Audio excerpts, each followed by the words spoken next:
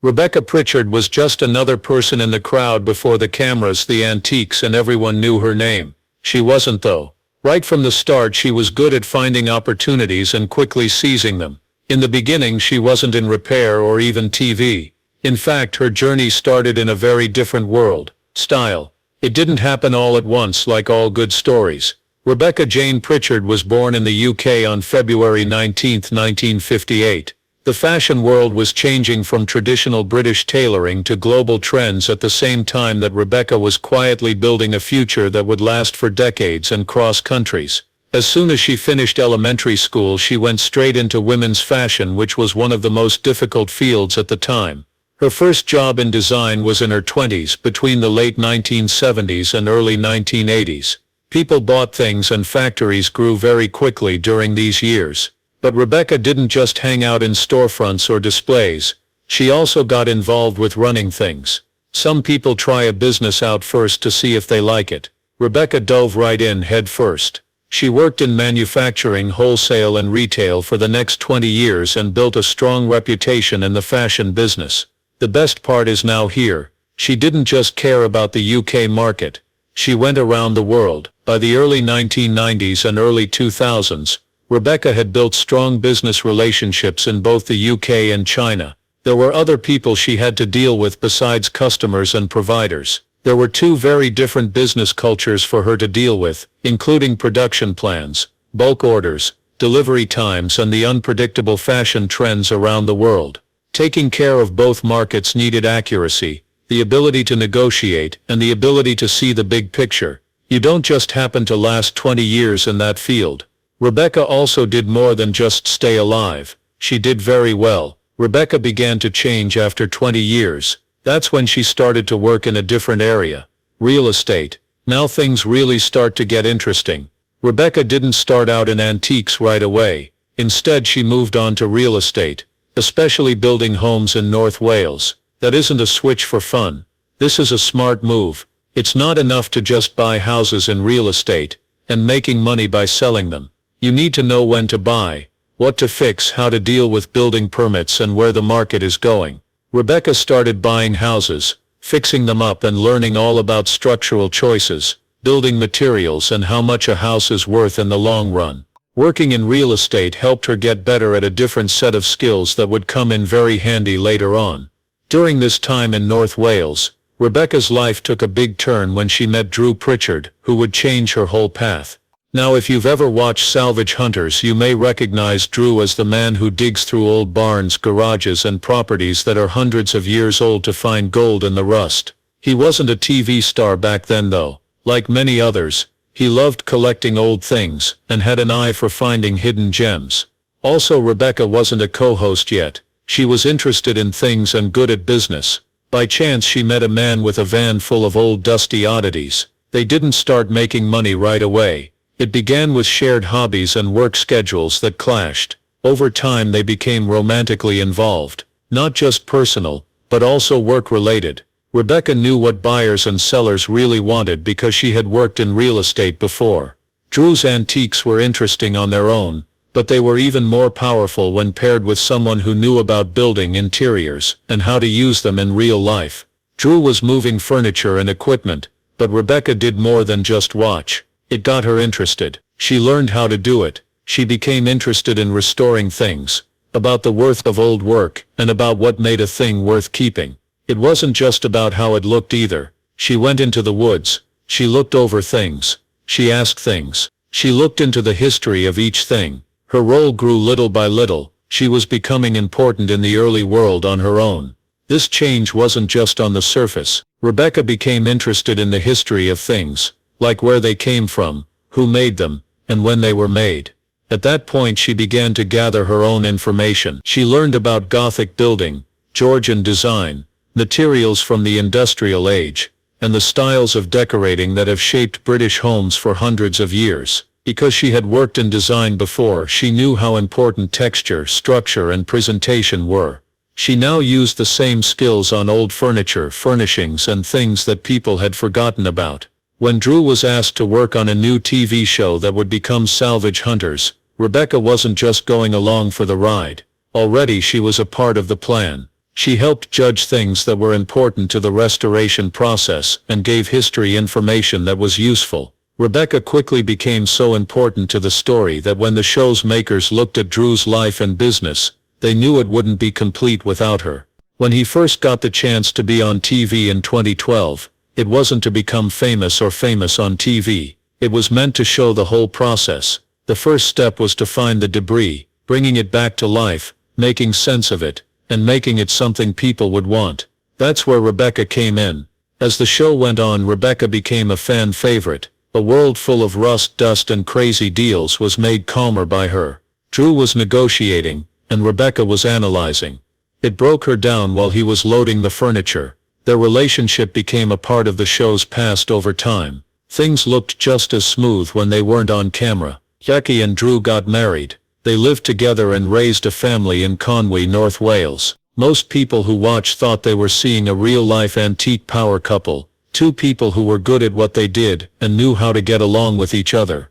Things began to change behind the scenes though. When you're making movies, running a business, being married, and taking care of kids all at the same time, it can be hard on even the best relationships. In real life, the chemistry you saw on TV started to fade over time. They didn't talk about it. At first there were no public debates or news stories. Fans began to feel that something wasn't right, though. Not as many scenes shared. A longer way. Then in 2017, everything became clear. They said they were getting a divorce. The same year news came out that Drew was seeing a woman named Amanda Thomas. It wasn't a story. The truth was proven. It wasn't just mental damage. It got out into the public eye. Things went from bad to worse in July of that year. Drew was harmed in a pub in Conwy by Amanda's husband, Janice Bryn Thomas. Reports say Drew smiled at him from across the room, which made Thomas very angry, and he attacked Drew physically. Drew hurt his head, elbow and neck, and ended up on the ground. Thomas was given a £1.440 fine, and told he couldn't go into any pub in Conwy County. Court papers showed that Drew sent Amanda messages after the affair stopped. These messages came from other women who blamed Amanda for their breakups with Drew. What did Rebecca do though? She kept things business-like. She didn't say what she really thought in interviews or news stories. She worked and focused on being a co-parent instead. Even after they got divorced, she and Drew kept going on Salvage Hunters together. That's right. Even after everything that happened, they worked together. They were on the show from 2018 to 2021. That takes a lot of strength. You might also ask yourself why you should stay on the show with someone who lied to you. Because work is more important than pride some of the time. She had made Salvage seekers just as much as Drew did. She was not going to leave something she had helped make. Even though there was a lot of stress, the show didn't fall apart. In fact, it kept getting bigger. It was shown on Quest in the UK and Ireland, Discovery Channel and other places, and for a while it was even on Netflix. There were cracks though. Even though they kept up their acting on TV, their real lives were quickly becoming very different. Drew left North Wales with his things. He closed his antique store, bought a Georgian house in the West Country, and began fixing it up. 5 apartments were turned back into a large home. There was too much for him, and he said he had to start over. He told people that he had thrown away his old life, and you could tell that he meant it. He gave up his job, his old schedule, and the life he had with Rebecca. He put out a book too. He told his side of the story, and shared lessons he had learned from working as an antiques trader for years. Rebecca meanwhile didn't say anything. She didn't write autobiographies or take jabs. She paid attention to her children, her business, her real estate deals, and her antiques network. What about kids? Rebecca and Drew never put out a list of their kids, but everyone knows about at least one of them, Tom Pritchard. He has done what they did, and now works with old things too. Things about their family though, are mostly kept secret. Even though there's been a lot of noise, Rebecca has always kept her secrets safe. By 2021, Rebecca had secretly quit Salvage Hunters. There was no goodbye show or on-air message. She didn't try to get in the news or use the attention to explain herself. She just stopped. You would agree with that move if you followed her trip. Rebecca has never let anyone into her private life, even when everyone else was making news stories out of theirs. Fans still had doubts though. Why did she go? Was it the breakup, being tired, or something more serious. Others where the health worries began. Fans saw changes right away after she left the show. Rebecca looked less fat. In old videos, her face looked drawn, and she had a different energy. Online, people started talking about being sick. A few people thought she had cancer. Others said she had a long-term illness. But let me tell you the truth, that wasn't proven to be true. Not by her. Not by a real person.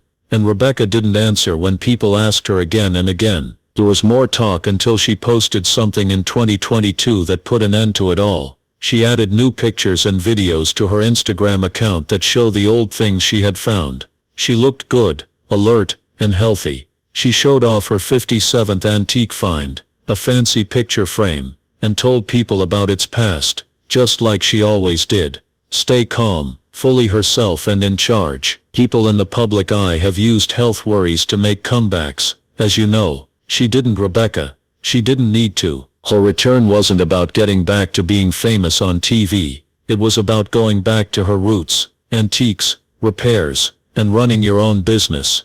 In fact, she did just that. Where is she now? Rebecca is still working with old things. She is in charge of her own business, where she finds historical items, does study, and buys them. Collectors, furniture designers, and other restorers come to her directly to work. She's also not stuck at a desk. She goes all over the UK to meet dealers, look at collections, and dig through old lost places to find things that are still useful. She has made friends with restorers, auction houses, fairs, and private owners through her time on TV, and she uses all of them. Her goal is easy. Get the right pieces of history to the right people to keep history living. She isn't after likes or TV numbers. She wants to be skilled. There's more work for her in real estate. When she joined Drew in the salvage world, that part of her story wasn't over. Rebecca now fixes up old buildings, takes care of rental homes, and even runs a campground and bed and breakfast. That includes vacation homes, and projects for everyday life all over North Wales, and maybe even further. A lot of people don't think she has those skills. Rebecca has a license to drive a 7.5-ton truck. She has learned as a cook and a horse rider. She has a boat. She lives in London and has a base by the water in Chester, where she spends some time. She also loves animals, which keeps her life full and grounded when she's not in the business. Let's go back a little though, because there's still something about her exit that makes people talk. When Rebecca left the show, there were already a lot of stories going around about how she and another cast member got along. John T. You know him as the friendly guy who became an important part of the Salvage Hunters team. Drew's friend T was also the show's comic relief and main driver, and as the seasons went on, he became an expert in his own right. His laid-back personality gave the screen a new energy. After Rebecca and Drew's breakup made news, fans started to notice something new, moments between Rebecca and T that felt warmer and more connected. Was it just a friendship? Or was there more? They in the show never said, but the rumors never stopped. People read into every scene they were in together, every laugh and smile. To be fair, the bond was real. T liked her work, and she liked his. Some people thought Rebecca had found something or someone better in a world that was already hard on her heart. There has never been proof though. She is not married yet. In 2025. She hasn't said anything about a new romance. She hasn't said anything about T that is true or false. If they are together, they haven't told anyone about it. That's the main idea here. Rebecca Pritchard doesn't have to say what she means. You only see what she picks to show. You know what else she doesn't do. She doesn't want to be on TV again. She's back to doing what she does best after years of being famous. Antiques, fixing things up, and projects from real life. It's also working for the money. There as of 2025, she is thought to be worth about $3.2 million. That covers her business, her real estate deals, and the work she did before and during Salvage Hunters. That's a big number that shows you don't have to look like a star when you're successful. At the same time, Drew has moved on with his life. He closed his Conway antique store in 2022 and got married again soon after, and lives in the West Country now. His goal is to rebuild from what he calls a complete reset, as he fixes up a house from the 1790s. He says his old life was too much for him, and he had to throw it all away and start over. And in a way they both did. He began their lives together, made something special, and then had a rough ending. Now they're living different lives, that are doing very well in different ways. In Rebecca's story, there isn't a big fall. Redirecting is what it's about. She was hurt, betrayed in public, and had to leave a show that millions of people loved. But she didn't just leave. She got back together. She made something that is much more stable, louder and stronger. Now her life is all about being free. She chooses what to work on. She picks her team. She sets her own rules for living. So what did Rebecca Pritchard really do? She changed. She left the trouble behind and focused on her skills. With her work she ended a TV marriage and began a new one. The best part, she's still out there making deals, and looking for old things. She's showing everyone that memory isn't just about what happens on TV, it's about what you do once the picture is over. Fans still talk about her because she was more than just a character on the show. She helped make it work, and even though she's no longer on TV, her mark is still on the old things, the stories and the people who watched her do it all.